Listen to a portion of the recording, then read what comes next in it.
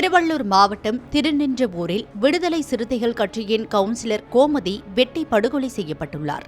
இந்த வழக்கில் அவரது கணவர் ஸ்டீபன் திருநின்றவூர் காவல் நிலையத்தில் சரணடைந்துள்ளார். திருநின்றவூர் பெரிய காலனி பகுதியைச் சேர்ந்தவர் ஸ்டீபன் ராஜ். இவர் விசிக திருநின்றவூர் நகர செயலாளராக இருந்து வருகிறார்.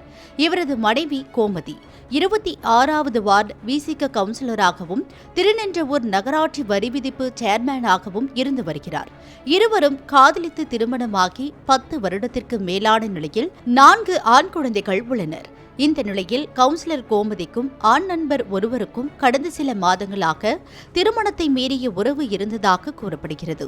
இதுகுறித்து கணவர் ஸ்டீபன் ராஜுக்கும் மனைவி கோமதிக்கும் இடையே அடிக்கடி தகராறு ஏற்பட்டுள்ளது. இந்த சூழலில் கவுன்சிலர் கோமதி தனது ஆண் நண்பருடன் நடுக்குத்தகை ஜெயராம் நகர் அருகே நின்று பேசிக் கொண்டிருந்ததாக கணவர் ஸ்டீபன் ராஜுக்கு தகவல் கிடைத்துள்ளது.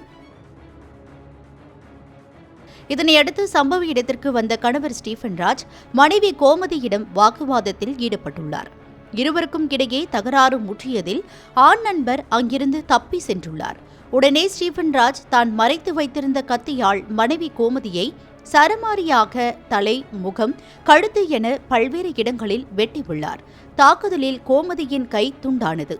இதனையடுத்து இரத்த வெள்ளத்தில் சரிந்த கோமதி சம்பவ இடத்திலேயே உயிரிழந்துள்ளார். இதன் பின்னர் அங்கிருந்து சென்ற அவரது கணவர் திருநின்றவூர் காவல் நிலையத்தில் சரணடைந்துள்ளார். இதனைத் தொடர்ந்து அவரை கைது செய்த போலீசார் கணவர் ஸ்டீபனிடம் கொலைக்கான காரணம் குறித்து தீவிர விசாரணையில் ஈடுபட்டு வருகின்றனர்.